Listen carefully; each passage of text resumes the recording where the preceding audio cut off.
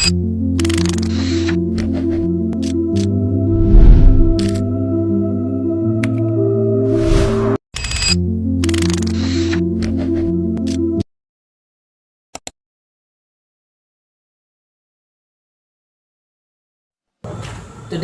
we delve into the fascinating world of narrative ethics, especially exploring the Deontology, a moral theory that emphasizes duty and rules, unlike consequentialist frameworks that focus on outcomes.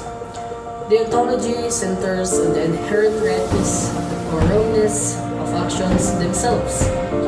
This video will unpack its core principles, explore prominent figures, and examine its strengths and weaknesses with real-world examples relevant to the field.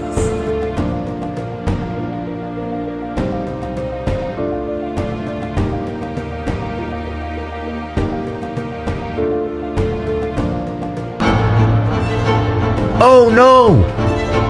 Why are 5 people tied to the tracks? Good thing there's not a trolley coming. Oh no! A trolley is heading towards them at full speed.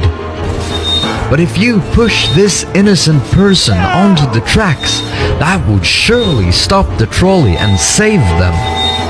But would you really kill this innocent person in order to save 5? Choose now, and choose quickly! What actually defines something as good or bad? I'll share with you 2 scenarios, and we will discuss it afterward. Imagine this. A neighbor I'm on good terms with decided to bring a little joy into my day by gifting my dog some high-quality salmon treats. Well, it turned out he didn't know my dog has a salmon allergy, which caused a sick pup and an unexpected overnight stay at the vet. I was pretty disheartened. Despite the neighbor's good intentions, it ended up doing more harm than good. My dog had a tough time, and I was left feeling dispirited. Now, there's another neighbor who isn't exactly a fan of mine. Trying to stir up trouble, he sneaks into my garden at night and releases a harmful substance, hoping to make my dog sick and me sad. But guess what? Thanks to a fortunate twist of fate, chilly weather that night, my dog decides to stay inside. Surprisingly, the substance does wonders for my persistent insect problem. Despite the neighbor's not-so-friendly intentions, it turns out he unintentionally helped me achieve a pest-free garden. However, most of us would still see his actions as morally questionable. For most, his behavior is viewed as wrongdoing. But what determines the morality of an action? Intentions or consequences? I think most of us will answer that the intention is more important. Thus, most of us tend to think like deontologists. Deontology is an ethical theory that states some actions are right or wrong in themselves, regardless of their consequences. Deontological ethics is contrasted with consequentialism, which is an ethical theory that asserts what makes an action right or wrong is the outcome of the action, not the action itself. Many of us prioritize intentions when assessing morality, focusing on whether the act itself is inherently good or bad rather than its outcomes. Positive consequences from a negative deed don't automatically make it virtuous, and vice versa. Take the example of the first neighbor causing destruction. Despite the negative outcomes, many of us might still see him as morally upright due to his good intentions. This suggests that our initial judgment of an action's morality is primarily based on intentions, more than the results following thereafter. The German philosopher Immanuel Kant is the most important thinker associated with deontology. Kant's key argument is based on the belief that the morality of actions is not determined by their consequences, but rather by the motives of the individual performing them. According to Kant, ethics is about having a good will, where the only way an action is deemed morally right is the will or motive of the person involved. As it is, deontological ethics sounds pretty logical, but at the same time, it's a utopian idea, and I'll explain why. As mentioned earlier, according to deontological ethics, certain actions are inherently right or wrong regardless of their consequences. If an act is considered immoral, there are no circumstances under which the act can be considered morally acceptable. For example, individuals are obligated to tell the truth even if doing so might lead to unfavorable results. Kant strongly argues that a lie always harms another. If not a human being, then it nevertheless does harm to humanity in general, as it undermines the very source of right. But imagine that by telling a lie, you could save a life. Would you do it? Kant would probably say you shouldn't, insisting that you're morally obligated not to lie, even if a murderer is at your door asking about your family. This leads us to a significant point. There are things that are considered morally wrong, regardless of the circumstances. For example, it is always wrong to kill someone, no matter what the outcomes might be, right? Now, imagine if we could go back in time to prevent someone like Hitler from causing harm, perhaps by intervening while he was a teenager.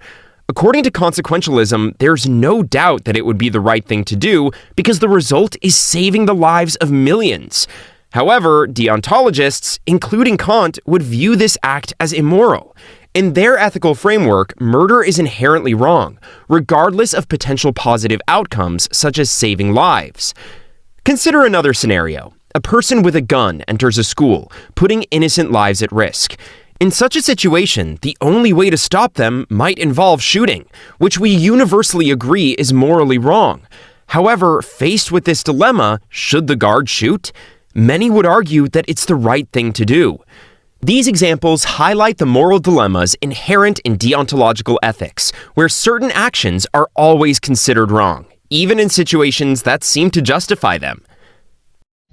Deontology, derived from the Greek words deon, which means duty, and logos means study, argues that morality isn't about consequences, but about adhering to moral principles or duties. Actions are judged as right or wrong based on whether they conform to these rules regardless on their outcomes. This differs sharply from utilitarianism, which prioritizes maximizing overall happiness.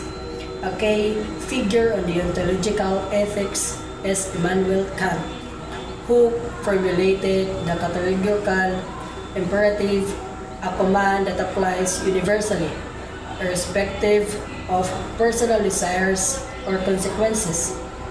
He argued that we should act only according to principles we could wish to be universal laws.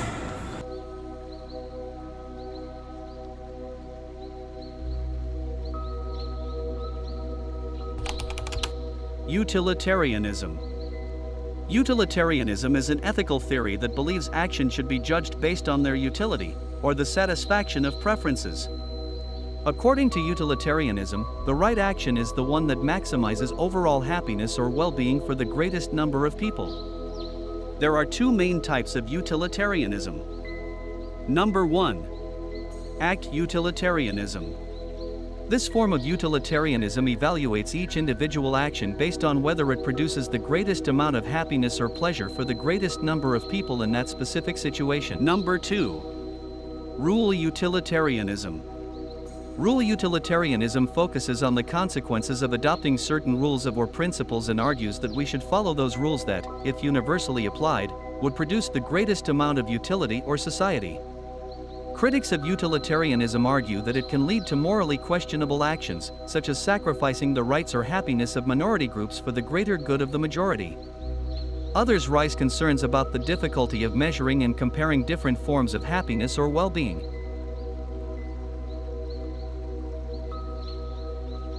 Articulate two formulations of the categorical imperative. The first emphasizes universalizability. Would you want everyone to act in this way? If not, the action is normally wrong. The second emphasizing treating humanity as an end in itself, never merely as a means. This highlights the importance of respect for individual autonomy and dignity. We'll explore real-world Philippines examples. For instance, how these principles might play out in business settings regarding labor practices or community development projects.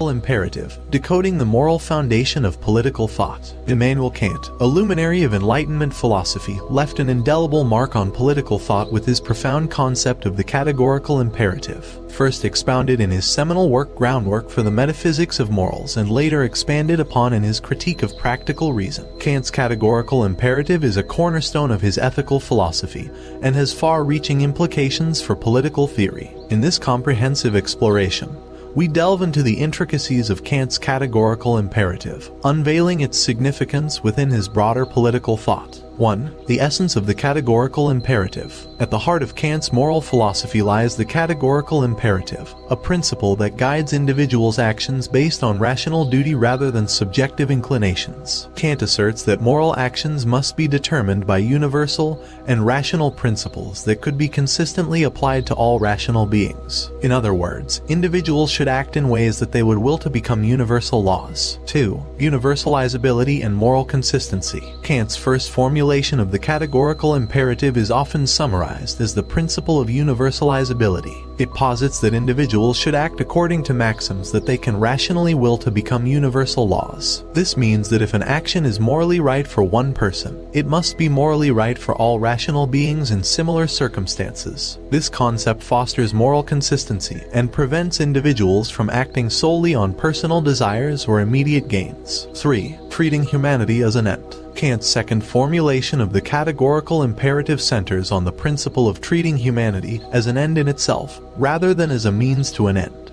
He contends that individuals should never treat others as mere instruments to achieve their own goals, but should always respect their inherent worth and dignity. This principle aligns with the idea of human rights and the basis for just political systems that value individual autonomy. 4. Kingdom of ends. Kant's categorical imperative implies the creation of a kingdom of ends, a community in which individuals respect each other's dignity and moral worth. In such a society, individuals recognize their shared commitment to rational moral principles, and their interactions are guided by a sense of duty and mutual respect. This concept has significant implications for political thought, emphasizing the importance of laws and institutions that uphold human dignity and promote the well-being of all. 5. Autonomy and self-governance. Kant's moral philosophy places a premium on individual autonomy and self-governance. He believes that individuals possess rational agency and the capacity to determine their own moral principles. This emphasis on personal autonomy resonates with democratic ideals, as it aligns with the notion that individuals have the right to participate in shaping the laws and policies that govern their society. 6. The moral legislator and political authority. Kant's concept of the moral legislator aligns with the role of political authority in society. Just as individuals are bound by the rational principles of the categorical imperative, political authorities should enact laws that uphold the principles of universality